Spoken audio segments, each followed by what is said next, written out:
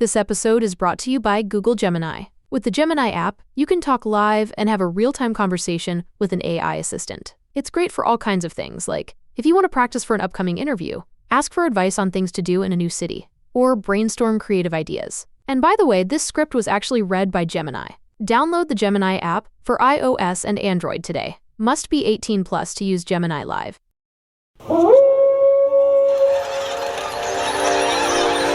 News team, assemble!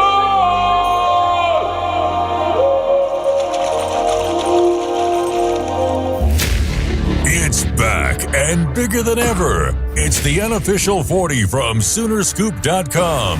Now, here's the entire Sooner Scoop crew. Carey, Josh, Eddie, and George. All right, welcome back. It is time for another Unofficial 40 podcast. No, we have not switched the schedules to Monday, but we thought because of everything that's happened over the weekend, the wedding boys are back in town, that it would probably be best for us all to convene on a podcast where we can all kind of, talk about the things that we've been, hearing in the sources we've been talking to about what is going on in Norman right now. Of course, the biggest news that Zac Alley has left for West Virginia. We'll get into all that, but it is the Schwab Meat Unofficial 40 podcast, and Josh McQuiston is here, Eddie Radosevich is here, George Stoya is here, and I'll stop fumbling over my self as we get started. But guys, long awaited, I'm sure, by some on the boards, or I know on some on the boards. You guys were at weddings over the weekend, so we convene here this morning to get underway here. But obviously, let's just start with the first, real bombshell of the season, and that is Zac Alley just taking off, taking another job. A guy that was coaching for his mentor, wasn't even here for a full year. I think it was January 13th back in 2024 when he was hired. So he bolts. Lewis Carter is entered the transfer portal. We're still waiting to find out if there are going to be any other names that enter the transfer portal. But first off, George, let's just start off with you and Zac Alley taking the West Virginia job. What is it from people that you've talked to that led to this? Well, first off, I think I should start by saying that I think a lot of people were surprised inside the building, whether that was even Brent Venables. Yeah, Brent, coaches, obviously the players. You've seen the reactions on social media the last 24 hours or so. Administration. I mean, look, Carey and I talked to people over the last couple days, really leading up to the bowl game and the day after the bowl game about this, because there just been a lot of smoke about Zac Alley in West Virginia, which made sense. Like, I'm sure, we weren't shying away from him. We knew West Virginia wanted him, and they were putting together a really good deal for him. But everything we had heard was that Oklahoma felt really good.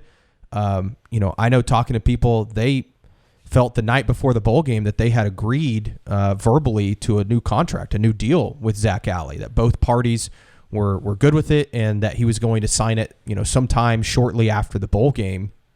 And I think if we would have asked Brent, I keep thinking this, replaying this over in my head. I don't know what conversations he had with Brent, but I almost asked Brent after the game about the rumors going on with Zac Alley, and I wonder what his answer would have been in that moment.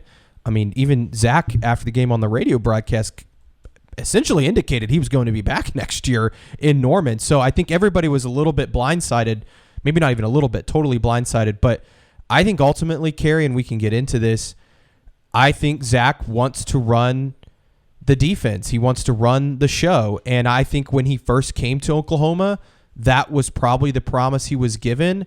And my inclination is that as the season progressed and things started to fall apart, Brent got very involved.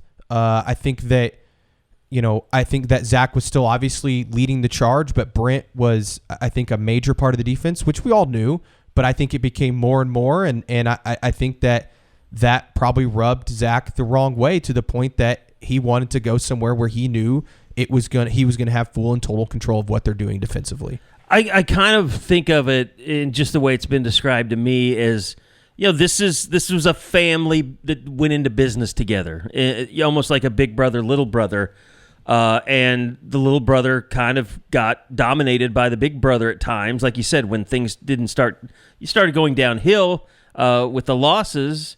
Yeah, I think Brent probably, grabbed the reins and held on too tight and made Zac Alley wonder, like, is he ever going to see me as anything but as GA? And sometimes families, when they go in and they work together, it becomes personal from that perspective, and it's not about the boss and the employee kind of relationship. And I don't think Brent runs his program like that, but I do think I think Josh, you and I know Brent pretty well. Going back to when he was here the first time. Brent is kind of an open book, and he lets his emotions show freely, and he doesn't hold back with things. And you can judge by some of how long he talk to people. I mean, he lets everything out there be known, and he obviously the relationship. Not that it's soured, but I don't think that Zac was happy with the way things were going. And I think it was kind of one of those things where they never got a chance to really just sit down and talk about it, or maybe they did. I don't know. But it seems like for Brent to be surprised, as we were both told, George, and even shocked, I it kind of heard that.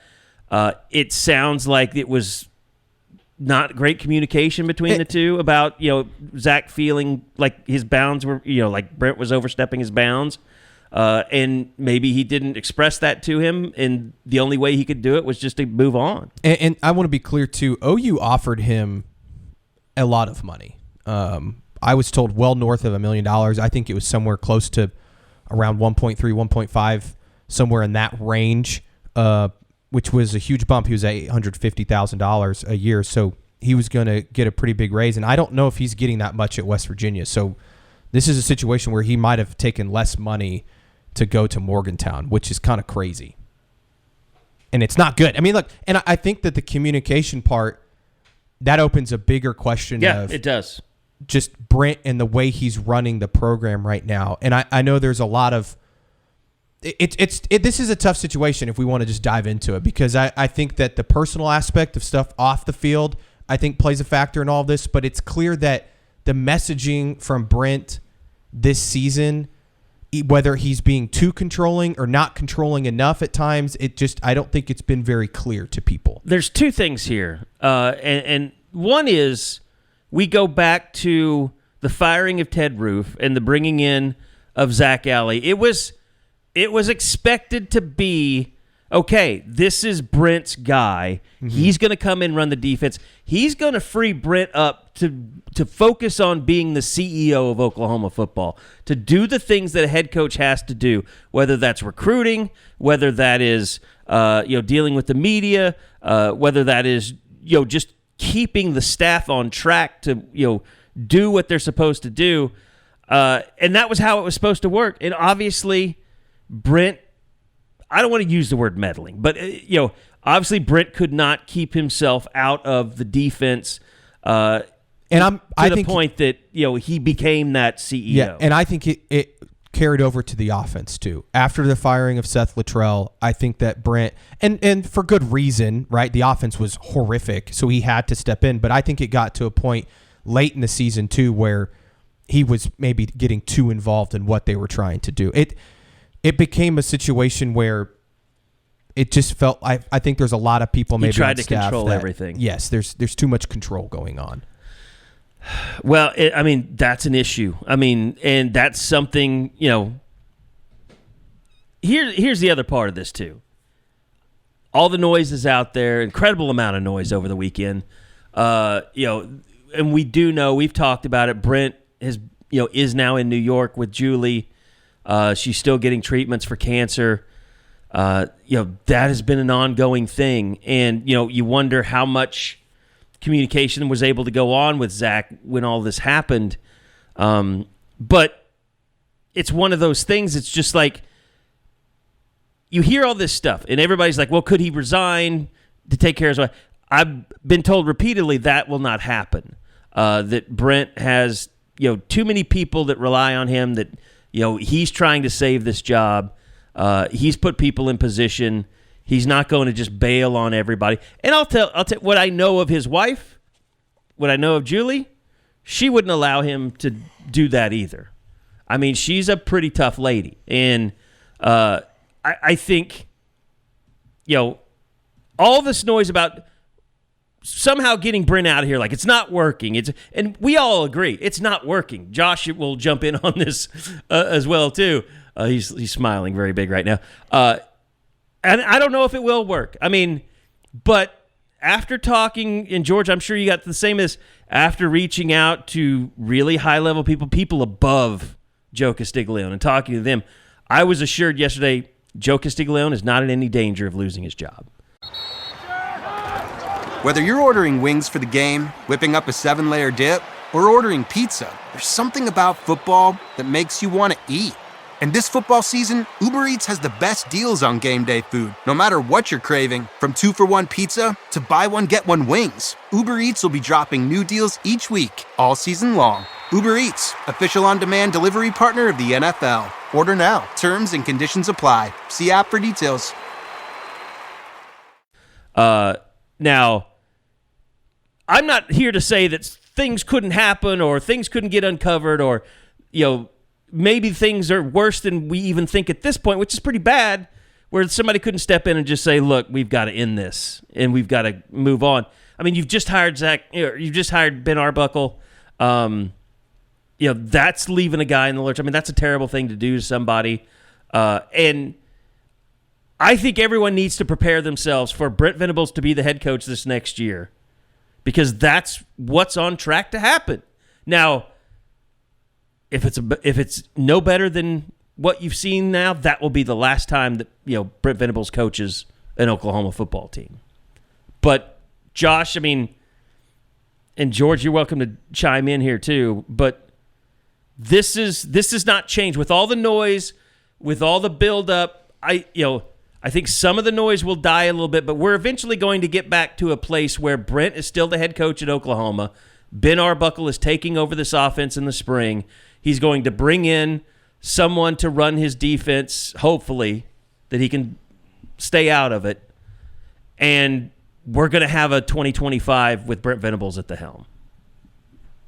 And how that goes, I don't we think don't there's know. any doubt. Yeah. Right? And how we, I think mean, we can all sit here and give our opinions on how that's going to go. And I think that we all kind of agree it's not going to go well. Yeah. But that's just the reality of the situation. Not with the way things have been going and what we're hearing, and Zac Alley leaving. And here's where else I feel stupid. I've sent you guys this note. We told so many people that were like, well, could they fire Brent and keep Zac on as defensive coordinator? We're like, no, you idiot. They would never do that. I think that might have been a possibility now that we know what we know. And we're the idiots. Well, and guys, there's so many aspects of this Alley thing that are so interesting to me. I think the idea that just shocks me, Carey, and you said it a few weeks ago in our group chat. I don't think I'm sharing anything it's shocking that with what's going on with Brent, what's going on in his personal life, all that, I just never dreamed that they would be in this situation, that Zac Alley would even consider doing this with where everything is for Brent Venables right now. It just, I don't know, man. That just stuns me. At the same time, if this is really about running the 3-3-5, if that's what Zac Alley really believes in and that's what he wants to do, I think that's if I'm an OU fan, I don't want to run that scheme.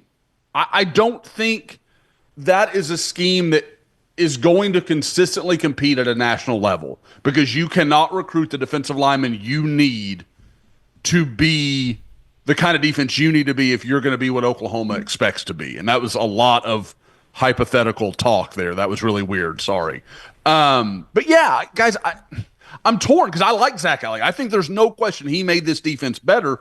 Now, Brent's got to go find somebody who can run what he wants to run, because clearly if that's the issue, then he's got to find somebody that he can mesh with, and he can hand it off and say, I'm going to help, I'll be part of this, but this is your defense. And I think if that's where the problem was, in that they had two kind of differing paths on what was going to make Oklahoma successful, I side with Brent Venables as like the way he looks at it, because I think that's a more proven thing. And I think with the way Todd Bates is recruited on the defensive line and Miguel Chavis as well, I believe in those things. But at the same time, it's a negative signal to everyone. I mean, that's why the fans freaked out, because rightfully, because to lose a guy that was your, mentee, I guess, and a guy that had such praise for you, who would leave you to go coach it, let's be honest, a program that's a tier or two below Oklahoma. I mean, it's a massive step down in program. Yeah. To make that move, that's a big red flag. And I think, what we're learning here is you take a look at things and you dig deeper, and this raises more questions than it gives you answers. And you need some vision to make that happen. That's the worst segue ever. And Eddie Radosevich has not spoken yet. I feel like there's a boiling cauldron of if you thought I was negative on next Friday, First off, let me tell you about my friends at Enjoy Vision. All you got to do is schedule a free consultation today, and they're giving off $600 off of LASIK if you're so inclined and so interested coming out of the holiday season, spending too much time with your in-laws, I'm sure. Get out of the house. Get a Valium. Go get LASIK. Get perfect vision. This is a little bit of a, holiday season gift that we're still giving, even though we're exiting the holiday season. Just hit up my friends at Enjoy Vision. New Year's sucks. And then, $600 off. So just go to enjoyvision.com. That is letter NJOY vision.com. Save $600 off LASIK. Happy Merry Savings from me and Enjoy Vision. And Josh, I'm just to kind of follow up on what you're saying, though. I can get over the idea of Zac Alley leaving. Like, if from a philosophical standpoint, if they want to do something differently, it is what it is. This is coming out of, though, Friday and the disaster that was the bowl game. It's just kind of the cherry on top and a little bit of a picture into what I've envisioned from the outside looking in of a program that is currently in chaos. And are we signing up for basically the next 12 months to be, we are literally 24 hours removed on Saturday afternoon from George and I doing the instant reaction after the game, and then us doing the Esker Gillespie's postgame pod and talking about these are the next 12 to 14 months are the biggest, not just in OU football history, but maybe OU athletics history. And then to get that news, it's just a kind of a sign and a reminder that this thing's kind of f***ed right now. It's a mother sucks. kicking the balls. Yeah, it is. And I think from like a optics standpoint, it couldn't be worse. You have a guy that was, called Brent Venables a father figure, and he's running off to go with coach for Rich Rod, who he had a relationship with for a year. Something doesn't add up. It doesn't add up, though. The thing right now under Brent, the last 48 hours have been very dark in my life of just trying to figure out how they're going to dig themselves out of it. And I just keep going back to this idea that I don't think that Brent's all of a sudden going to change. I'm at a point now where it's I think for the best thing for the program for Brent to resign. And that sucks. I don't even know where you go from there if that were to happen. I don't think it will happen. But it just feels like right now they're at a kind of a crossroads where it's only going to get worse. And I'd love to sit here and talk about Ben Arbuckle and John Mateer and how much they're going to inject into the offense. But God bless. It's a disaster. The last 3 years have been a disaster and an abject failure of the football program. Look, the sad part about this is everything goes back to the Seth Luttrell hire. Ultimately, that's what is going to doom Brent if he gets fired after this next season. Can Ben Arbuckle save that? We'll see. They still have work to do in the portal, and I don't know how that's going to go, but, obviously fans are very skeptical because you brought in two tight ends, one from Kennesaw State, one from Pitt State, which my parents went to Pitt State. They're both Pitt State alumni. It's Pitt State. What the fuck? How does that even happen at Oklahoma? And then you start diving into the numbers, and I'm telling you, if we talked about the numbers that Brent Venables has put out in the first 3 years, as if it was another program, what would we all be saying? That the coach has to go, that they have to start over. He's 12 We'd and 14. be mocking Charlie Strong at Texas. He's 12 and 14 in conference play. He's 0 and 3 in bowl games. 2 and 12 versus top 30 teams. 9 and 16 versus top 45 teams. 5 and 9 in one-score games. 5 losses of 20 or more. It's just, I don't know. Are we just beating our heads into the wall and knowing what's coming? Well, the first thing, and let's get to this. The first thing that's got to happen is they've got to make staff changes, especially on the offensive side of the ball. And George, I know you've been looking at some of that and written about some of that, been posting about some of that, but we all know, I mean, we've all identified Joe John Finley as somebody. And that, doesn't all this go back to the communication stuff too? It's just like, how is Brent putting out this message that everybody's coming back on this staff, everything's great over the last month, when everybody knows that that's not what they're doing? It was the recruiting or what class. they shouldn't be doing. And so you're just lying to guys. I think a lot of people lie. I don't think they're. I don't think.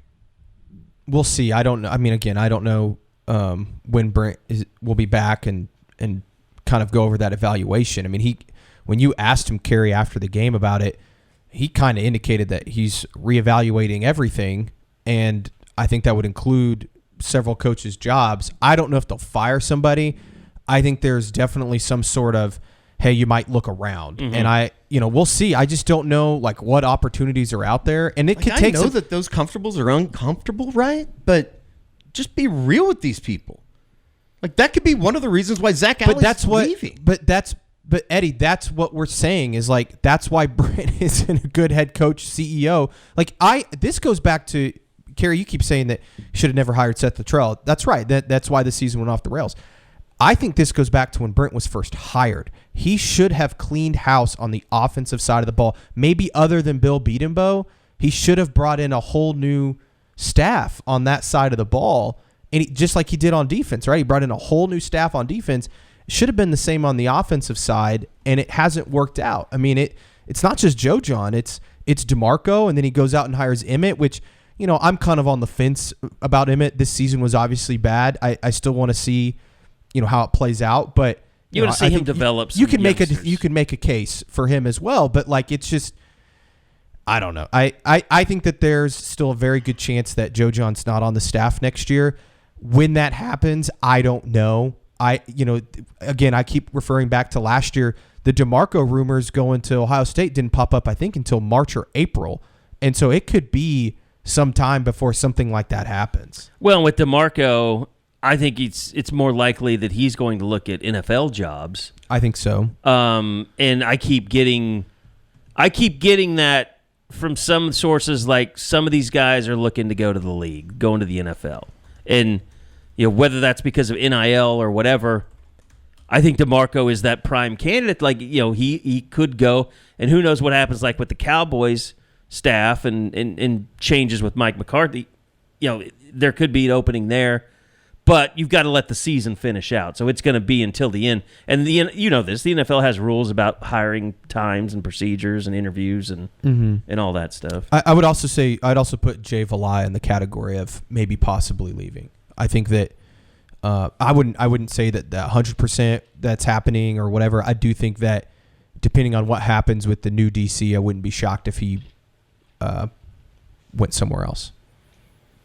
I've heard that one around some coaching circles. Some other staffs have asked if that's a thing. So I think there's definitely, again, I don't know if he's looking, but there's some belief out there that he is. And I would also just again add, I think there's changes coming to the front office, and we've reported a little bit on that. We've talked a little bit about it. I think that inside the program, it's not just the staff. There are changes kind of happening everywhere, if we want to talk about that, Carey.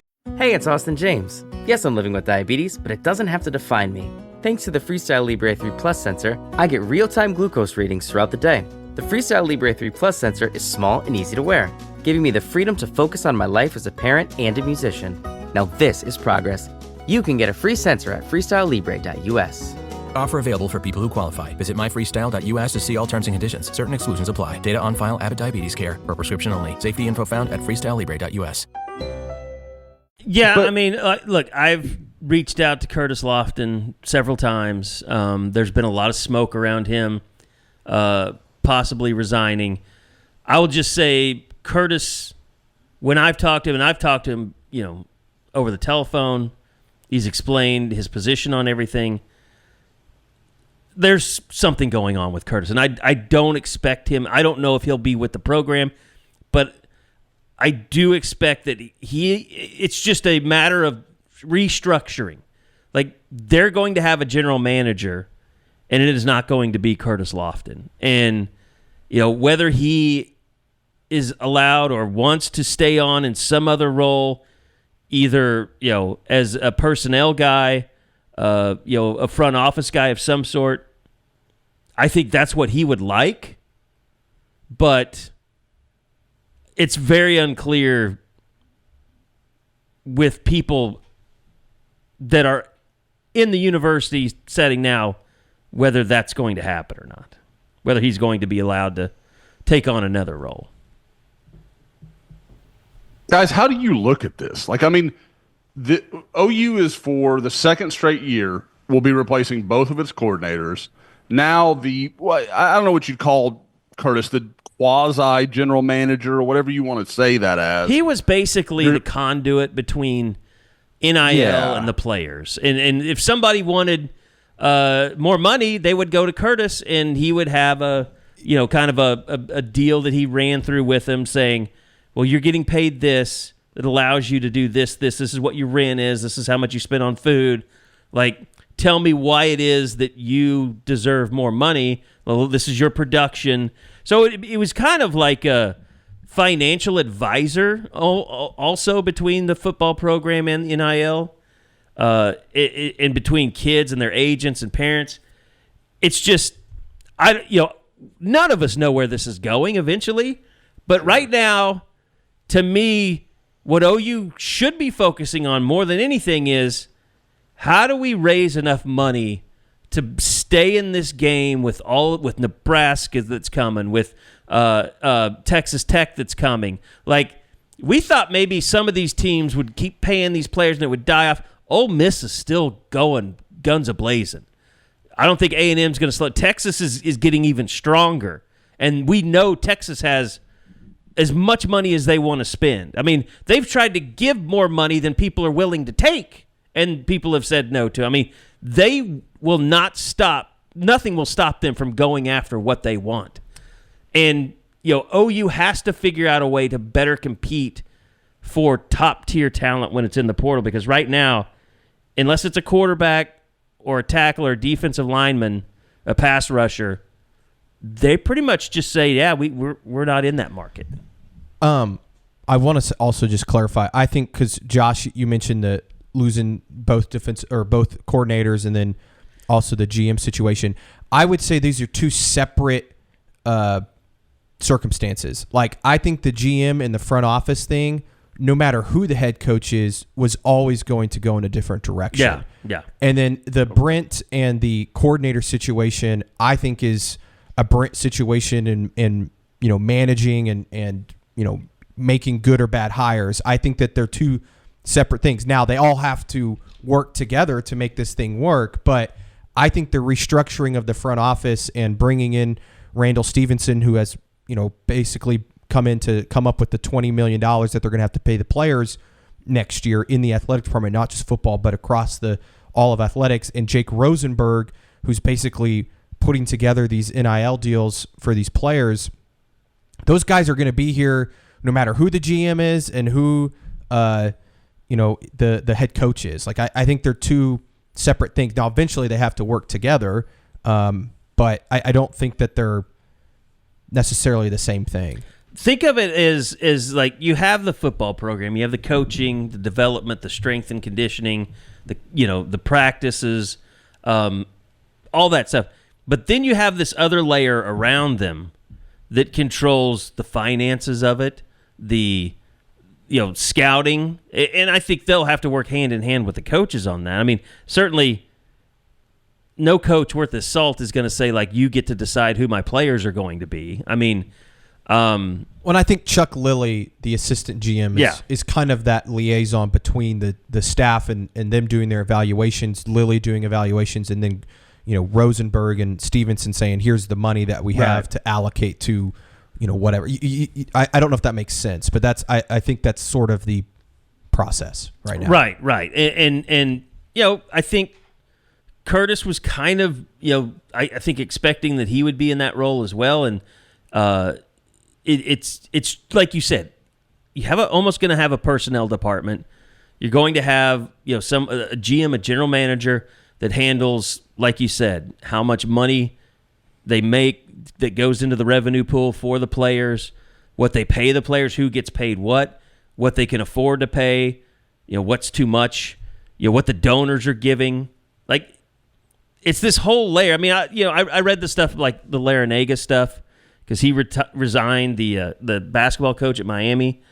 And it's a foreign world to a lot of people. It's a foreign world to these coaches. And they just have to realize times are changing. I don't even know what the role of an AD is going to be in 5 years. I don't know that you'll have a Joe Castiglione in 5 years. And maybe Joe knows that.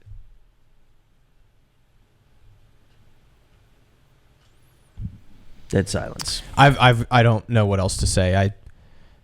I think that it just feels like there's a lot of chaos going on. I don't know about chaos, but it's just there's a lot of shit going on that has nothing to do with wins and losses on the football field. Correct. From the fan and I just think perspective. it's funny looking back at the game on Friday and just thinking man, if they got that 2-point conversion, it would have changed nothing. All of this would have happened. All of the same shit. It was still going to be an awful season if they convert the 2-point conversion. And Alley still would have left. It would have made our lives a little easier on the message boards, maybe. Yeah. But I don't want to tell. I also don't want to tell people that everything's okay and that you don't have a right to be angry or upset or confused. I think that's the thing right now with the fan base is people are angry and pissed off and sad. Even I know talking to my dad the last couple of days, it's he's just depressed about the program and the direction and everything. And I think that's rightfully so. And I know talking to people, I'm like, OU needs to get in front of this. They need to. I'm not saying have a state of the program press conference, but I wouldn't be opposed to it either. I think that it would be. I am. I think it would be. I think you're opposed to it. No. I think he's for it. He's for it. They've got to stop the bleeding. Yeah. They've lost. I mean, the fan base is gone. There's no faith. And you've got to tell them what you're doing. And I think too, there's just a lot of stuff out there too. There's a lot of stuff out there that's true. And I think we're sitting here telling you the truth about what's going on. There's also stuff out there that's not true that makes it look even worse. And then some of the narratives out there, I know there's this narrative that they had some big donor meeting the other night and that they were going to fire Joe Castiglione. That's just not true. That didn't happen. I actually had a donor call me and spend an hour on the phone with me last night that would know. And there's been nothing but support through Joe Harris and Joe Castiglione. Through this. So there's nobody. That's a fun little thing, and then you can sit around and talk about how we're mouthpieces, and we won't tell you the real news. It's a very Alex Jones hard factor kind of thing going on. That's fun to dangle in front of fans because fans right now are pissed and they want to believe that stuff. Because right now, change is the only thing that's going to fix it. And don't get me wrong, I think you guys know where I stand. I think anybody listening knows where I stand. I think some changes are overdue, but that doesn't mean it's happening. That doesn't, just because someone says it doesn't make it true. And I get why fans want to buy into that because change means, okay, maybe this cycle ends because of X, Y, Z. But like we said from the top, I don't think that's what's going to happen here. I don't think that. I think the next 12 months is going to be pretty much what you see. Now, obviously, they got to go find a defensive coordinator and however they're going to go about handling that. But anybody expecting and I know Joe and Brent are the two guys everybody wants to talk about. I don't think, on June 1st, you're going to see two different people in those roles. Well, and it also goes back to, people criticizing us for not criticizing Joe Castiglione. I don't think people realize how quickly things have been changing over the last few years. You can't really make plans for anything that are concrete, that are going to stick, because everything changes. Like, we don't even know what's going to happen with the House settlement bill that's out there. And, you expect it to get passed, and then you go to revenue sharing. But I, for one, am someone that's kind of skeptical that it's going to happen that easily. But, I think George and I know kind of where Joe has been sitting on a lot of these issues with NIL, because we'll talk to him about it. And, to say he's not done anything or hasn't kept up with the times, I just don't feel like that's true. I think that's just a lot of people that are angry and want something to blame and someone to blame. I think Joe's been very proactive, but in a university setting, as I've said, it's very difficult. It shouldn't be, but it is, to get things done when you're talking about all these different departments. And that's why you bring in a Randall Stevenson, because he's moving from department to department, trying to galvanize everybody into building something that's never been done before. I mean, it literally takes someone, he's donating his time to do this, but it's a full-time job for somebody to try and build the new football program that is going to exist. So I think it's fair to say too, Joe's not without criticism. Like, I think that he certainly deserves some. I mean, when shit goes this bad, everybody deserves some criticism. What that criticism is, I'm not familiar enough to know what's going on behind the scenes in terms of how they're getting money, how they're fundraising for NIL. It feels like they can do a better job of their outreach for things like that. I also think you fire Joe Castiglione. Sure, maybe that works, and you go and you get some new AD. Is that new AD bringing another $1 billion donor with them to help with the money? Like, yeah. It's not like that's going to solve your issues either. I also am not familiar enough with other ADs out there that you can just go out and hire that could fix this. Everybody's just assumed that would be Zach Selman. Mississippi State isn't exactly a shining light right now, and so I don't know if that helps you either. So, look, I think that Joe deserves criticism. I know he is feeling the wrath of it right now, and I think that he is trying to do all he can to fix it. I don't know if he can. I don't know how many more years he's going to do this either. Like, he's done this for a long time, and I'm sure he's getting a little tired of the shit, but I don't know. I think that, look, I get it. People are going to criticize us for that, but it's whatever. I mean, I also think that it's a little much. Look, I mean, we're not afraid to criticize. And look, Joe. He screwed up hiring Brent, probably. Like, most likely that's going to end up being the nail in the coffin for both Brent and Joe. Yeah.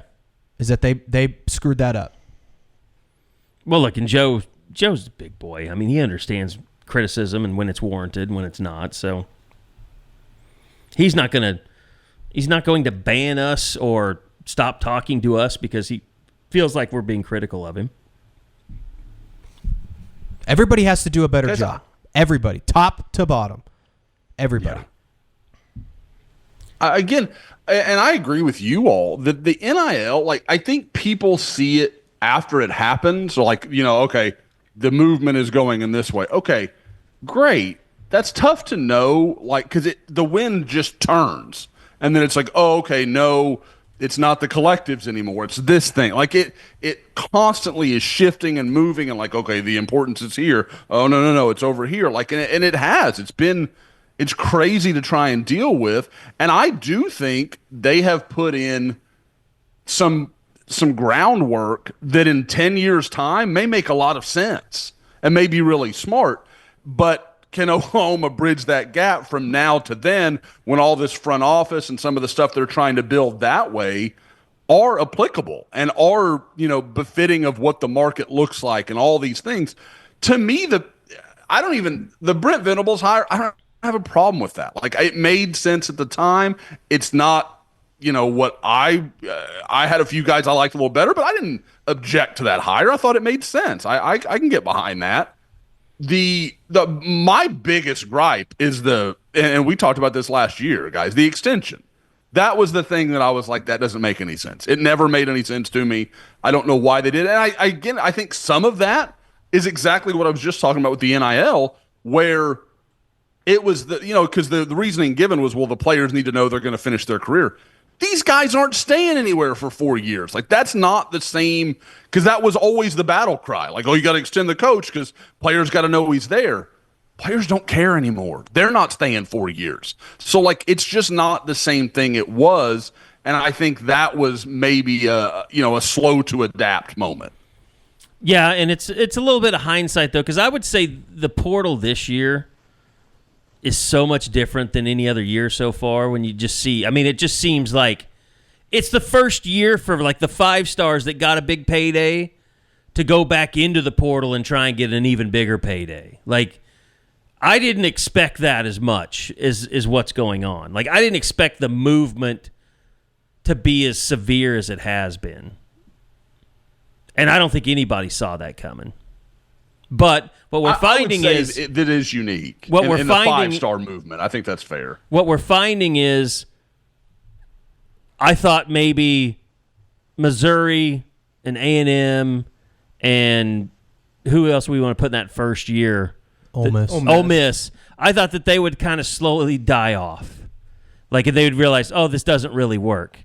But what happened is Nebraska came along, and Texas Tech came along, and now it's like, now Michigan's buying quarterbacks with the Oracle guy that didn't even go to Michigan because he's in a relationship with a Michigan lady. Like, it's just gotten so much bigger than I thought it would be in terms of the money and the people that are willing to jump in that game of just way overpaying for players. I mean, no one in their right mind would pay some of these quarterbacks. I mean, Nico is not worth what he's getting paid, performance-wise so far.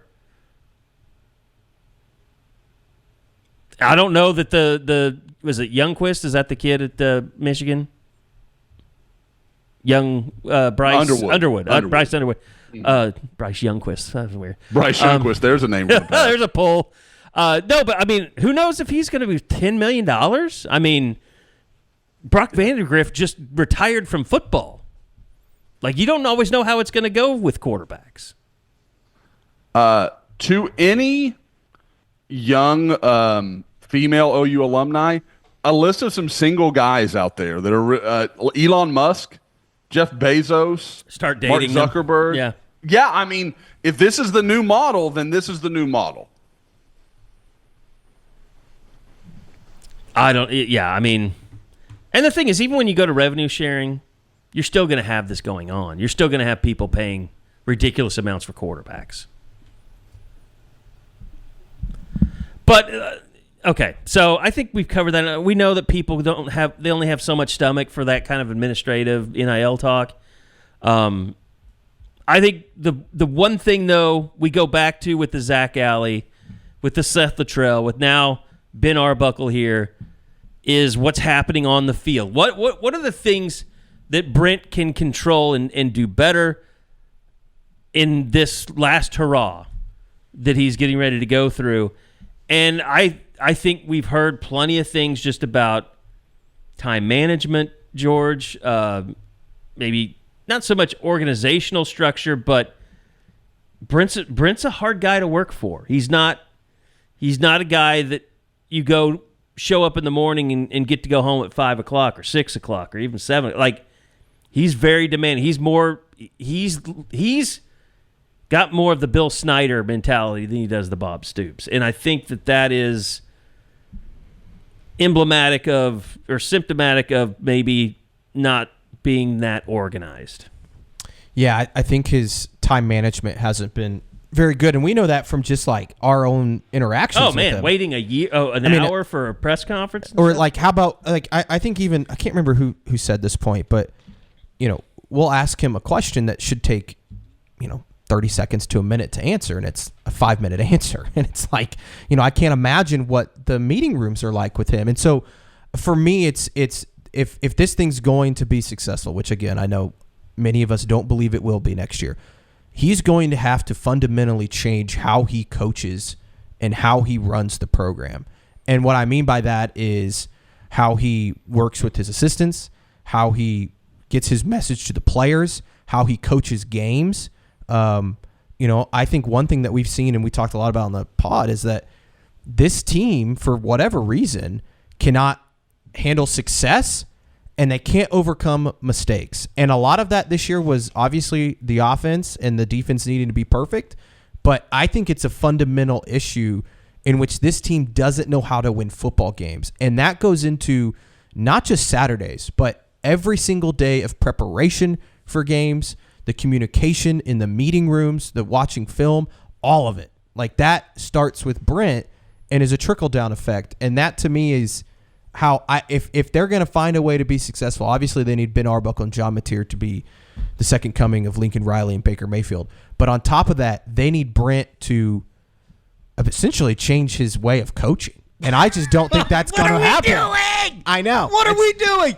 They're Am I wrong though? Four. Am I wrong though? No, you're right. You're right. And that's the part. Truly depressing knowing that because he's not going to change. There's almost a piece of me that wonders if you don't hire Bob Stoops just to come in and shadow him. I don't think Bob. I don't think Bob wants to do that. I don't either. What are we talking about? But guys? I mean, he needs like an efficiency expert. He needs somebody to be like, you're wasting too much time with your meetings. We're entering year 4. And we're talking about having somebody come in and shadow the guy? What are we talking about? Come on. I know. This is not good. The thing is everybody's going down with the ship. Like Joe C is going to go down with the ship. Like it's all everybody. The staff. Talking to people the last couple of days. Brandon Hall, Todd Bates, Miguel Chavis. Those guys. Those are the names that continue to come up as the guys that are like they are in Brent's corner. They will die for Brent Venables, and they are, and they might, and they are trying to piece this ship together. But they're all going down. This thing is sinking, and the only way to get it back afloat is like a miracle. It feels like. What's crazy is the guy that's got the least time there is probably the only one that can save them.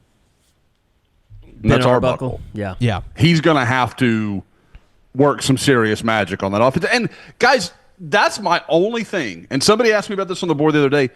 There's a world where this all works because that defense should still be pretty good if they return most of what we expect.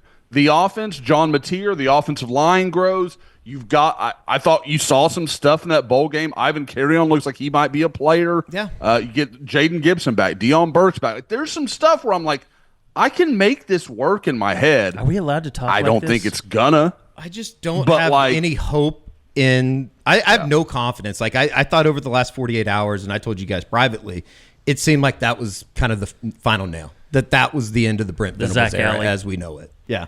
Like, that was the final pulling of the chair from underneath the program. It's alarming. I mean, it's alarm bells ring. And I think it was just also kind of a confirmation or verification that in kind of our like worst case scenario that is now unfolding, that it is as bad as it seems behind the scenes.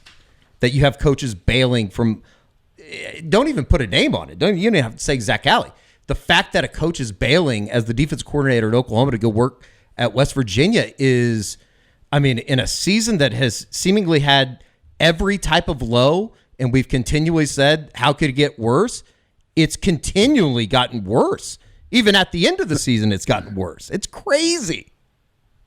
The thing, like, so many things keep happening, and I'm like, I feel like this is watching Texas in the mid-2010s. Like, just, oh my God, they've made another horrifically stupid error. Like, they've done it again. Texas just can't get out of their own way. That's what this feels like as I'm watching Oklahoma. It's just like every time I think, okay, they've hit the low water. Nope, something else happens. You're like, okay. God, I know we're just pumping positivity here, Eddie and I. I told you the other night, Eddie and I on the postgame podcast, because people were like, Josh, go on the postgame. That would have been a nightmare scenario. Like, no, like people wouldn't have woken up on Saturday morning. It would have been bad. We had to get out of that room at some point. It's probably good you didn't join us. By the way, I want to mention our presenting sponsor, Schwab Meat. They've been smoking the highest quality turkeys and hams in meats since 1912. look, if you're out there driving around for the holidays, don't forget that you could buy Schwab meat products at On-Q, 7-Eleven, Love's Travel Stops, and Quick Trips. They're rolling out at Quick Trips as well. People don't always realize this is Schwab. I actually had a Schwab dog yesterday. It was fantastic. In most Oklahoma grocery stores. But you can also buy Schwab meat products online at schwabmeat.com. All you have to do is go to schwabmeat.com and just ship it straight to your home. As long as you've ordered over $75, use the promo code SoonerScoop. You'll get free shipping, and that can be very valuable depending on where you live. schwabmeat.com. Make your order online for over $75. Use the promo code SoonerScoop, and you will get free shipping to your home. Also, you can do your order, and if you're local, and pick it up at their downtown Oklahoma City location at Schwab's as well. So the schwabmeat.com U40 Unofficial 40 podcast brought to you by them all season. We appreciate them being a big part of the podcast. So, yeah, I mean, you can look and see if this defense plays well, and Ben Arbuckle does come in with a really good offense. I mean, I don't know who he's going to be throwing to.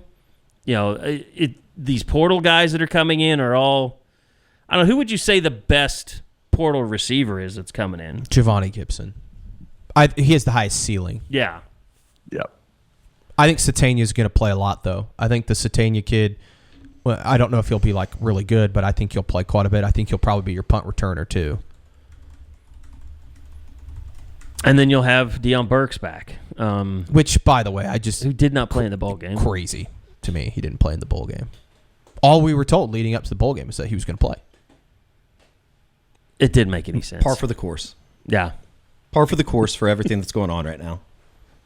Again, and that even goes to, I mean, like, I hate to keep rehashing this, but like the communication thing. Like, how many times did Brent say stuff this year that just like didn't happen? Yeah. Like in media sessions. Like, I just don't, I don't understand that. You can control a lot by not saying stuff, right? Or just telling us like. Well, clearly the Nick Anderson situation got to a boiling point, and the family went out and had their side of the story. And I mean, the whole way it got to where it got, there was a lack of communication.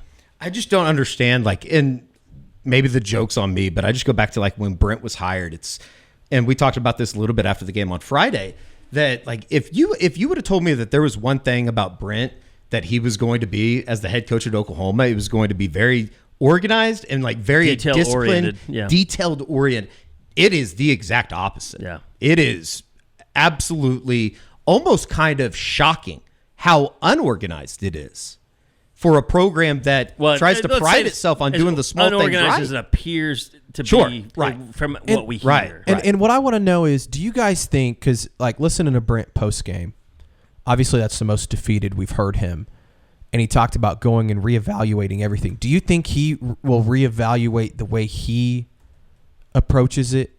Do you guys have any faith that he can change? Because that's the one hope for Oklahoma right now, is that he changes his approach. No. In short, no, because I think that especially somebody like Brent, from what I feel like I know about him, that is one of the things that he only knows how to do is put his head down and do what he has done for the last 30 years. Work like a madman. And for the most part, that's been a very, very, very successful football coach. It's just, this is one of those moments where you need him to get a mirror to a certain extent. Like, how many times over the last 3 years have we said, well, we didn't see that coming? At some point, and I keep going back to this idea too of like just being surprised by the Zac Alley stuff. How many times does this have to happen and you look in the mirror? Maybe you're the problem. And how do you fix that? I think at some point you are who you are. Yeah. I think with Brent, he's proven that he can build a defense. Sure.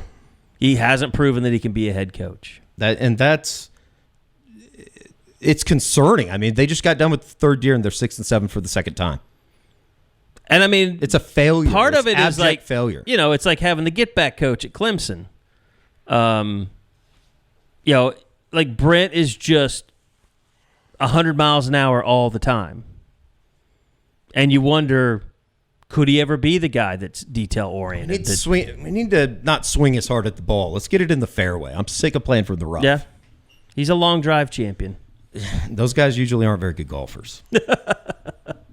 I hope we're wrong. I hope he proves us all wrong and he changes. I'm not totally jumped off the cliff like Josh and Eddie, but I've got like one finger hanging on to the cliff. I hope I'm wrong. I hope he comes back next year and Ben Arbuckle's amazing. It's not so much that we want to jump off the cliff. It's more like the house is on fire, and if you don't jump, everybody's dying. Yeah. I'm like my foot's still in the doorway. Come on, get out of here. Get out of this house. I will say I still hate the Nebraska thing. I think it's stupid. I don't get why people fall back on that. What, the I don't think comparison that's that what OU this is the new Nebraska? I think they made a bad hire, and I think you can correct it. And that's the part, Josh. I've had every thought in my mind the last 24 to 48 hours. Part of me is like, okay, have him resign right now and call Kenny Dillingham after his game on Wednesday and say, hey, here's a blank check, or call up Summerall. I bet you could get John Summerall right now. Shane Beamer. Call up Shane Beamer. I know some people wouldn't like that hire. He's done a hell of a job at South Carolina. Part of me is like, well, maybe you could cut the cord right now and just start over. But I think you would, either way, you're going to have a bad season next year. Like if you were to do that, you're not going to be any good next year. You're probably not going to be any good anyways. And to be honest, I wonder if there's even a situation where you could hold on to Ben Arbuckle and John Mateer if you hire the right coach. Maybe they would stay. I don't know. I've had every thought enter my brain. Again, to me, and I agree with you, George, because somebody asked me, why wouldn't they just do it? How do you build an 85-man roster at this point in the year with a coaching change? Because you think a lot of guys left now. Yeah. Wait till Brent's no longer the head coach. Yeah, because more people are going to go out. And there's people, to Brent's credit, Josh, there's players that still fully believe in the 100%. process. Absolutely agree. Yeah, 100%. And that's the thing, though. If you're just going to go through a fringy 500 season again next year, I'd rather that be building something new than just playing out the string. It's not just a cut bait situation, though. I mean, no, it's not. No. I don't see any way 25 is some massively successful year. That's not true. I said earlier, it's possible. I think it's unlikely. I think everybody feels that way. Yeah. Well, that's not true. Most people feel like it's going to be a dumpster fire. Well, not most. And I don't see that either. People I don't see this team being terrible. I mean, they're going to play not defense. any more than 2024. Yeah. They're going to play defense. Man, I'd just like to see. I'd like to see this defense with an offense. It's just. I'm not saying that they're going to win the SEC or they could even challenge. And I don't think they're even a fringe playoff team. But just to see the possibility with an offense. God, that'd just be nice to cover for a year. After this year, my God. Well, I mean, God, this year, after the past 10 years, I've said this before. We've never seen them both. Maybe I said this on the post-game pod, Josh. I don't know if you heard it or not, but because George and I were sitting there in the press box, and there was a dude with the Baker Mayfield jersey on. And I was just like, man, if this keeps going this way, the next alternate uniform is just going to be a whole team dressed out like Baker Mayfield. That'd be kind of sick. Just to relive the glory days. Has a white towel out the back. Can the skill guys come out in the one that Orlando carried out on the field, just so it's extra tight and really small? Just have different depictions of Baker on the front of the jersey. Oh, that's great. Yeah, like Eddie said, you have headband Baker. You got Big 12 Baker. Big 12 Baker. Yeah, you can have Bedlam mustache Baker. Mm-hmm. The handlebars. We should just do a show. Well, all the off-season shows should just be we have to work in a 20-minute segment on Baker just to make sure everybody smiles while listening to the podcast at some point. Just got to beat New Orleans. I mean, the way he's playing right now, my God. Playing well. Bucks are fun again. Thank you to the Commanders on Sunday night. Eddie's got something he's going to get off his chest. No, there's nothing. I think I've told you guys. I feel like this thing's over. But well, you got to sit through one more year of it. I know, and that sucks. I don't think that they're going to be, like 3-10. I was going to say the bottom of the SEC. Well, looky here, this past year they were the bottom of the SEC. I don't know. I feel like I'm at the point where it's just I keep looking around and going through the different sectors of this program and where they need to improve, and it feels like a lot. It feels like a lot without starting anew. And I don't know. I don't think that there's much hope left with anybody. This feels a lot like the movie Major League right now. It's just like we're still shitty. Obviously, we've got a lot of time to have a more nuanced conversation. What do they have to do next year? What does next year have to look like if Brent Venables is still the coach in 26? What does next season have to look like? Yeah. Obviously, 9-3. brutal schedule. You have to care. Yeah. 9-3. They got to win 9 I games. thought you said that was your prediction. I was like, what the Oh, no, that's not my prediction. I think they have to win. They have to be in the playoff hunt. Like, they have to be in the conversation. They have to be one of the top 5 teams in the Whatever SEC. that looks like. I don't know what that looks like next year because every season's different in college football, but they have to be in the conversation. And they might have to make it. Yeah, they might have to make it. I almost might say it depends on what happens with Texas the rest of the way. If they win a national championship. Yeah, if they go win the national championship this year, that puts more pressure on everything. The seat gets hotter, and it's already burning.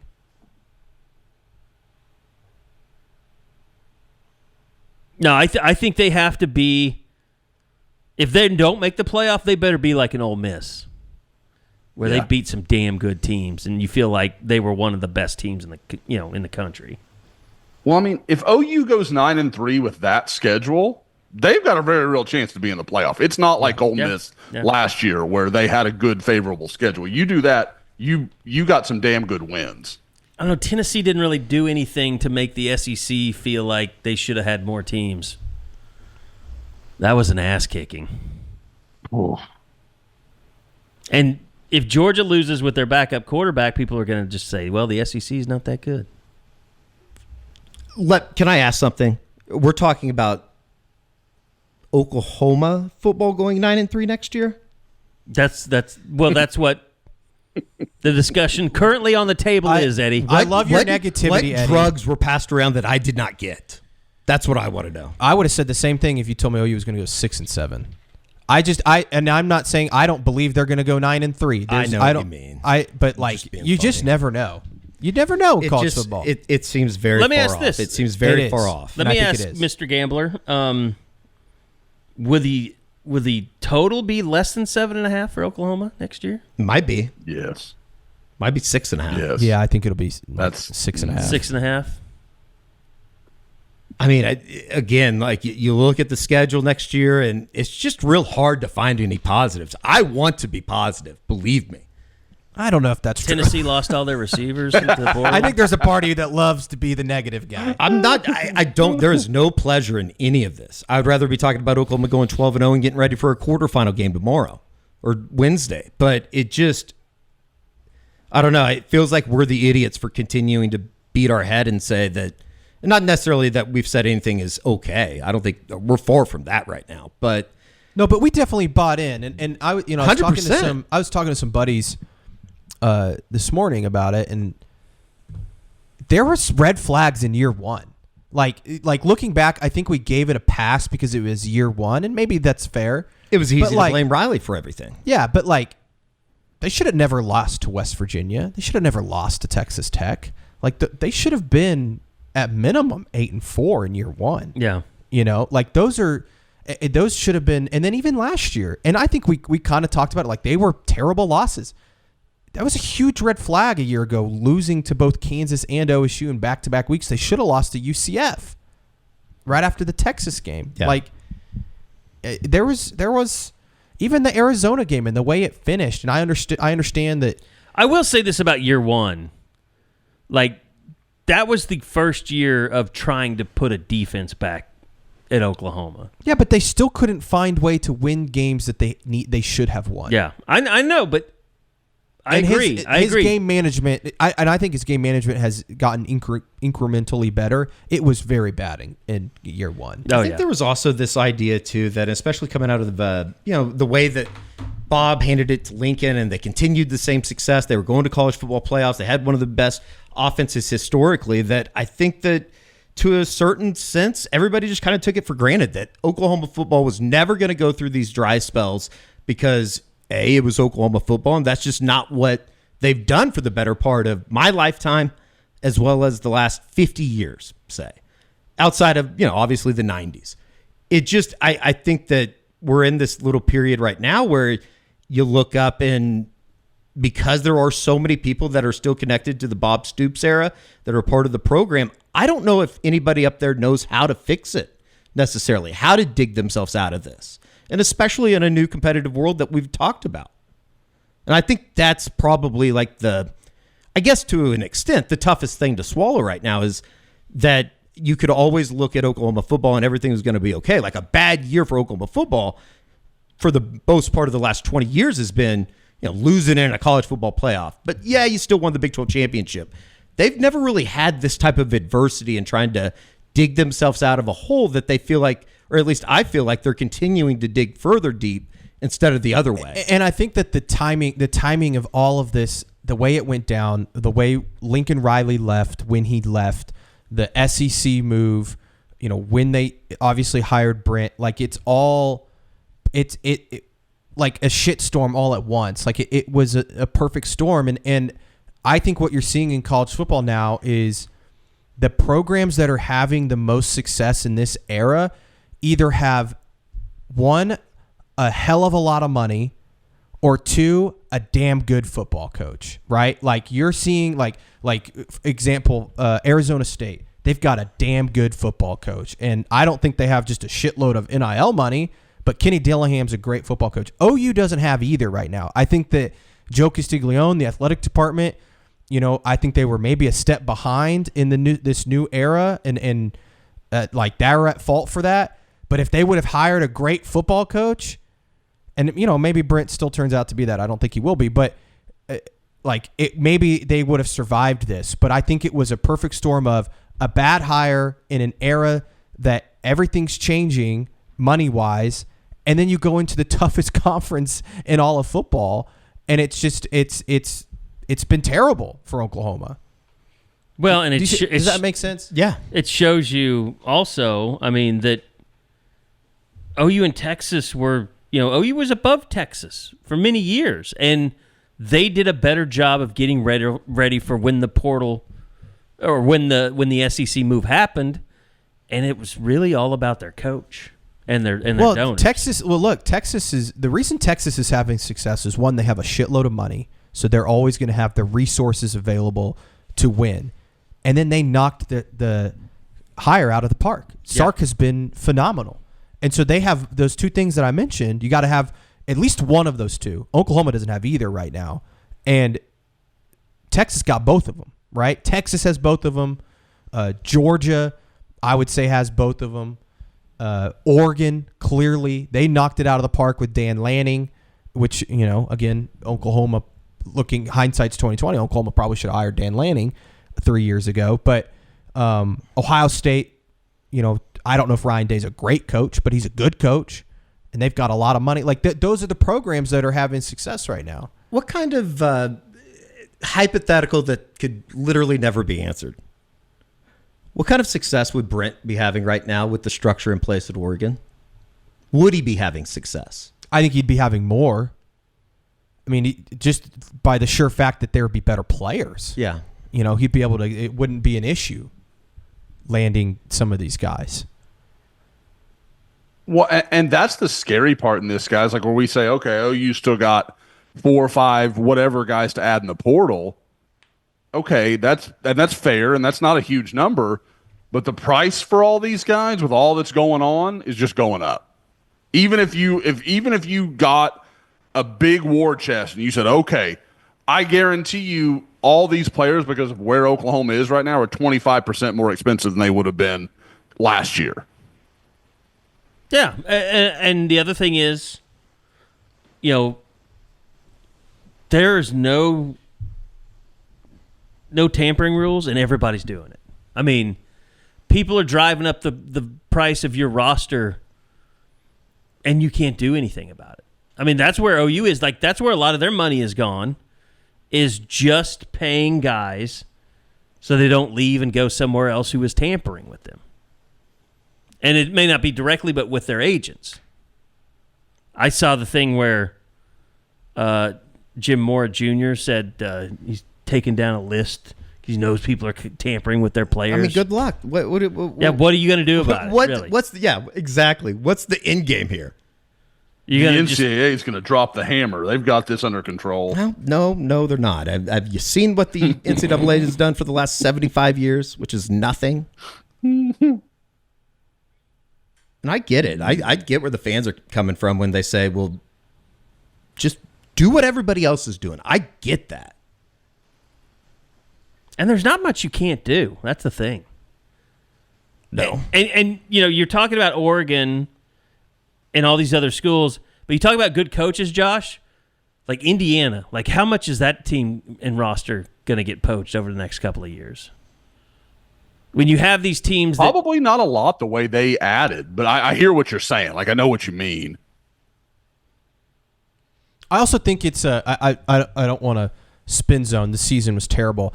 I almost wonder too if it's a little bit of a blessing in disguise, because I think it's and not that the last couple years hasn't been too, but like, imagine if they were to somehow finish the season 8-4, right? And maybe they had an easier schedule and all that. We wouldn't. I'm not saying that we wouldn't just look past it, but we wouldn't be sitting here having these types of conversations. Things are getting exposed. Like, they've gotten exposed as a football team, a program, athletic department, and these conversations have to be had. And if the OU, look, next year's probably going to be shit, but if OU's eventually going to return to being a one of the best college football programs in the country, they had to have something just totally go to shit to get it back to where it needs to be. I don't know if does that make sense? Like, yeah, like, have now you you can't rock let bottom? Have you hit rock bottom yet? Right. And like, I'm not saying like you can't let it spiral out of control like Nebraska did for 20 years or Texas, right? But like, at some point you probably had to hit rock bottom to get back, build it back up. I don't know. Maybe that's just George, you lived in Denver. It's a forest fire. You got to burn it all out, and then it grows back stronger. Like that can happen. Like I hate this idea that like, oh, this is just who Oklahoma is now. No, it's not. Like, stop. Like, that didn't. All this infrastructure, all this support, all this stuff, it's there. It's not working very well right now. It's not cohesive. But that, I mean, like Oklahoma has had as smooth a sailing in college football as any program in the sport for 30 years. You were eventually going to hit a bump. Like, you weren't going to nail it every time. And it looks like they have definitely hit the rock. Josh and I will tell you, George, stability sucks for our business. We would love to have been like Ohio State, where they're firing coaches and winning national championships, and and then scandal, and new coach comes in, and win more championships. Like, some schools, like the Blue Bloods, do that, man. I mean, Florida's taken a dip, but I think maybe they're coming back. But it's just like, oh God, to be LSU over the last decade with scandal, national title. I'll take all of it. Yeah, I was gonna say, I think the fans would take a national championship. Well, 100%. That's the thing. I mean, like Auburn fans are prepared for that. Like, they've done it before. Gene Chizik wins a national championship, fire him 2 years later. They bring in somebody else. They don't do it, so you fire them, bring somebody else in. I mean, they just repeat that process every 3 years. And really, that's the SEC. That's what happens in the SEC. Guys get 3 or 4 years. If you're not close to winning the SEC, then you get fired, and they start over. Before this year, Shane Beamer was kind of on the hot seat. Yeah. No, there's no doubt. If he had I'm trying to think. If he had an Oklahoma year, He'd be gone, probably. Well, I remember before the season, people were like, "Oh yeah, Josh, remember you wanted Shane Beamer?" I'm like, I mean, at the time I was like, "Boy, I look bad on this deal." Now I'm like, "Well, that doesn't look so bad after all." Also, it's crazy too. Like you look around the rest of the sports at OU, and I don't want to just like pump sunshine and rainbows here, but everybody else is doing pretty damn good right now. Like men's basketball. Yeah, they haven't made the NCAA tournament in 3 years. Okay, Eddie, fuck you. I'm saying that like they like, and it's great. You're the biggest basketball homer here. You've been pumping them up. They're playing great. He's not going to let you have this, George. That doesn't mean that I get what you're saying, but I'm saying what everybody else is going to be saying screaming. this year I'm not talking about just in recent years. I'm talking about right now. Things are good at like you feel good about the men's basketball team now. You do. The women's team. I do. I'm saying I know the collective you. Softball's obviously going to be great. I think we all think baseball's going to be really good. Sure. It's Golf's just good. but all that matters at OU is the not 100%. all, but yes. football has to win, and that's the part that it's like, damn, like they need to get the football program going, or else because the other sports will suffer if the football program goes into a total hole. Yeah. I agree with you. And donations as a whole will suffer. Yep. That's why all efforts have to be, because again, I know we talk about, the expense of the buyouts and all those sort of things, and it's real, it is, but it's probably more expensive the university to have a shit football team. Correct. Well, I feel better. I do too after saying that to you. I had to get that out.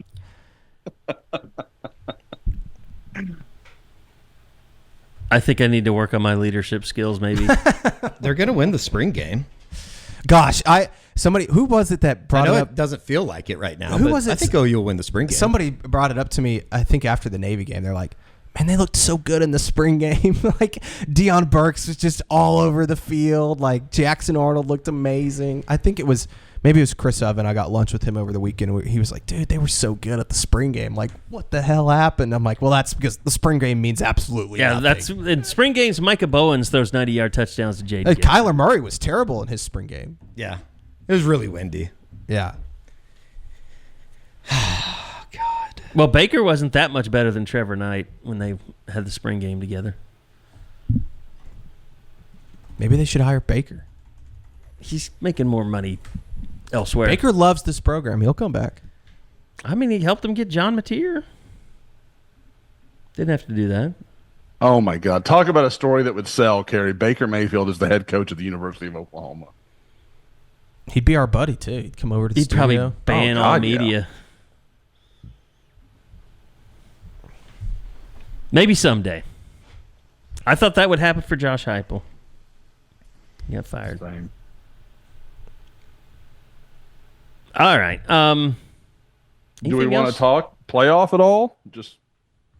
No, not really. I'm excited about it. I think the games are going to be good. I really do. Oh no, George has hit his limit. Well, we're gonna probably do. Are we doing another pod this week? Yeah. Yeah, we double probably pod? will. Yeah. Maybe after the games. Yeah. Yeah. I mean, I don't even. I couldn't even Thursday tell or you. Yeah, we can do something on Thursday. I don't even. Who plays? Is it Penn State, Boise State? That's Tuesday night. Tuesday night. And then That's I haven't tomorrow decided Texas and Arizona State's the noon game. Mm-hmm. Ohio State, Oregon is the Rose Bowl at 4:00 or whatever, and then the 7:00 game, Oregon, Ohio State, which I think You all just three said of those Oregon, Ohio games- State twice. Oh, excuse me, Notre Dame, Georgia, Notre Dame, Georgia. set on Wednesday night. I haven't decided if it's a smart thing to put family business on the air this week, so we're going to see. Joe's been getting killed on social media. Just complete scum of the earth assholes out there. Yeah, knock that shit off. That's Look, terrible. and it's to me, it's not funny, but it's like I understand getting mad at Joe Castiglione, the athletic director, because he obviously has a role in all this. But sending out things saying, I hope you and your father Oh yeah, die. it's terrible. But then I also am just like, the AD's son has nothing to do with anything that's going on in the program. He's just online, and Yes. they know he's available to yell at. Right. Because they know, It gets to like Big Joe is probably not yeah. reading all that shit. Right. I just am like, I don't know. People just have to calm down. I mean, and I know those are just trolls. They're going to do it regardless, but. Oh, I did have a story to tell. How were the weddings? That's what I was. It was awesome. I had a great time. Me too. Kate and Drew's wedding was phenomenal at Southern Hills and was just a blast. Great couple. Ran into the great Grimlock at the wedding. First time I've ever in Tulsa. Yes, first time I've ever met Grimlock, and pretty funny because he kind of cornered me, and it was right after the Zac Alley news, and so we were talking about that and stuff, and he's like, he's not gonna like I'm sharing the story, but he's like, yeah, you got to deal with all those crazy fans, and in my head I'm like, brother, you're the leader. And he wanted, and I was like, we should call Carey, like joking. And he's like, we should. He like really actually wanted to, and I was like, we're not doing that. We're not calling Carey. I think he's blocked. You should have asked for his phone and then deleted my number. Time. Yeah. Like he can't call you after 9 p.m. Like your phone just blocks him at. I have a do not disturb on my phone for nighttime. Okay. He's a good dude though. Good dude. I was glad I finally got to meet him in person. He's a true scooper. I think deep down he's a good guy. He's just a little crazy. Which is fine. That's what you need. That's what the OU fan base needs. They need more Grimlocks. And Eddie, I saw you lifting a boot of some sort at your wedding. Yeah, I got a little crazy on Saturday night. It was fun. Had a great time. Congratulations to Will and Ellie. It was a phenomenal wedding. Will's a good dude. Yeah, the mansion in Dallas is where it was at as a hotel. It was awesome. Couldn't have gone better, I don't think. And Will is about to become a Sooner Scoop advertiser as well. There we go. It's gonna be fun. So saw him at TCU. I guess I didn't really see him. I saw your boy Daniel. Yeah, they were there. It was a fun time. Good dudes. Yeah, it was a lot of fun. Okay, here I have one for you, Josh. This is the last time I'll mention this, George. So I bought Christmas gifts for George and Eddie. Okay. Went to Walgreens, got the bags, the paper, and all that to shove in there to make it look pretty. And I also bought a gift for George's girlfriend. So 3 bags. Fiance. Well, she was girlfriend at the time. So 3 bags. And when I walk in, I think Eddie was the first one. He's like, I just want you to know I'm going to reuse that. And George was like, oh, me too, totally. It's like, I've used up all my bags, and I reuse those. So I got some more. Do the same. Exactly. Can any of you rap? No. Well, yeah, actually I can. Poorly. Great rapper. Just poorly. I don't know why I thought just you were talking like rap, like sing. Both. I can do RAP and WARP. My brain was not working. I was I like, can do what both. do you mean? I went to Putnam City West. Yeah, I know I can rap. I got that. So would you say you can rap well? No. absolutely not. WARP? Yes. WRAP? Yes. Yeah, I'm good. Rap presence. Yeah, I can rap. I can do it. I've learned. I've had to. So anyway, it was not really that big of a deal, to be honest with you, but I go in the other room and they undo their presents. It was all fire blankets. Because George, I don't notice anything on your hands anymore anyway, by the way. Yeah, I'm they're sure good. it's there. But so he had an incident where he put out a fire and it burned his hands and thought, okay, I'll get a fire blanket for this couple so they'll at least have 2 in case another one happens someday. I think it was the roommate, though, that did it, right? No, it was not. Okay. It was Aaron. It's a good thing I bought her the fire blanket then. So I go in the other room, and they're getting ready to leave. And George, that day earlier, he went down to Balfour to get his family, his brothers and sisters, their gifts. Mm-hmm. And so he wanted... I come back in the room, and lo and behold, he has taken Aaron's gift out of her bag that I made for her and is stuffing his brothers and sisters' stuff. Had not even given it to her yet. Yeah. So he was just going to show up and be like, my boss gave me this to give to you. Well, to be fair, I ended up putting both. Should I be offended, Josh? That's my question. Do I have the right to be offended by those actions? It's a fire blanket. Well, fuck you. I want it back then. If that's the way you look at it. I think Carey's got the right to be offended here. I think you have to at least let her open it. This isn't the full story. Utilitarian person. You haven't even allowed me to give the full left story. the office. Like, you're just dumb is what it shows me. No.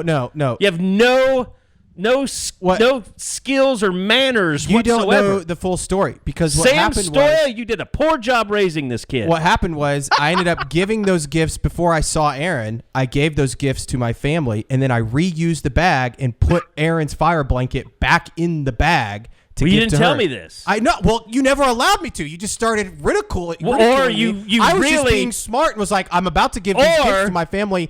Like in the next couple hours. You realize if I and I'm make not up this seeing story, Aaron I for a don't couple seem like days. such an asshole. Well, you should have let me speak more often. You cut me off too often. You cut Eddie off. Yeah, well, Eddie deserves to be Eddie cut cuts off you sometimes. off. We all cut Josh off because he's delayed. People cut each other off in I the think real we need world. to clean out this program. Just like OU football. What program are we talking It's a shame we're not on video. I'm I am just beat joking. red at Sooner this Scoop. moment. I'm a worse personnel manager than Brent Venables right now. It's not possible. There's the perfect out. And the girls enjoyed Christmas, Josh? Yeah, they got a trampoline. There is a reason Oh, you have my. not Your neighbors are seen going to them. hate you when that blows into their back patio.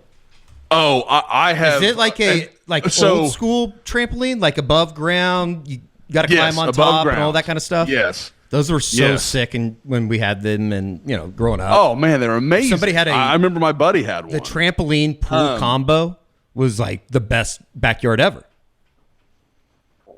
That is the nice thing is they have the tall netting, so as they Yes. get older and are more reckless, I won't have to worry as much about the roof jumping and some of that stuff. Yes. But like you guys, perfect segue. I put half of it up on the 26th, and then some like bad weather came in. I was like, okay, I'm just not going to finish the job. I won't put the actual trampoline up. So I wait. 27th, I put it up. Girls are out there all day. I have a great time with it. Literally 2 days ago, tornadoes hit Houston. And I mean, some of them not far from my house. Like there was one, people were taking pictures from their backyard in my neighborhood, and it was like 5 miles away. There was a F3. That's crazy. That never. I saw him. happens in I saw Houston, it was bad ever. in Alabama. I didn't realize it was so bad down in. And so did Houston. you take it apart? No, I didn't. We weren't even there. Like we had gone out to eat. We ended up having dinner basically in the middle of the path. We had I had no idea. Tiffany's our weather person. And so we're at this Jason's Deli in Houston, and it's going past us. Tiffany's like, I don't think we should go yet. And she shows me the radar, and you're like, okay. So we sit there for a minute, and then we're just like, this is going to take forever. So we just jumped out, went and got in the car and got the hell out of there. But it was, but as we're getting on the highway, you look back and you can see those cloud trails where clearly the funnel had come down and gone back up. And it was probably 2 miles north of us. Crazy. It's wild. Yeah. That's as close as I've been to a tornado in a long time. Made you feel like you're at home, though. Yeah, I did. The girls, of course, they're like hurricanes. They're like, whatever. Tornadoes, they freak out. And Tiffany and I are like, girls, this is nothing. In Oklahoma, this wouldn't, people wouldn't even worry about it. They wouldn't even think about these. So kind of sick. Hope everybody was okay down there. All right, we are going to have a game day rewind. That'll be coming to you probably later tonight. If you're listening to this on Monday. But we'll have, other instant reactions. I mean, portal entries. I'm sure we'll do another portal report to wrap things up toward the end of the week, maybe. Or if something big happens, we'll just do an instant reaction. So we're just on standby, waiting to see exactly what happens. Obviously, the hire to replace Zac Alley will be on soon. And, a lot of that depends on, I'm sure, when Brent can, get back into town from being with his wife and get rolling on that. So all that stuff, though, stay on Soonerscoop.com. It's $1 to sign up for 7 days. Go take advantage. A lot of stuff to go over, a lot of stuff to keep talking about. And we appreciate you guys listening and checking in, as always, here on the Unofficial 40. So until next week, that'll do it for this edition of the Unofficial 40 podcast from Soonerscoop.com.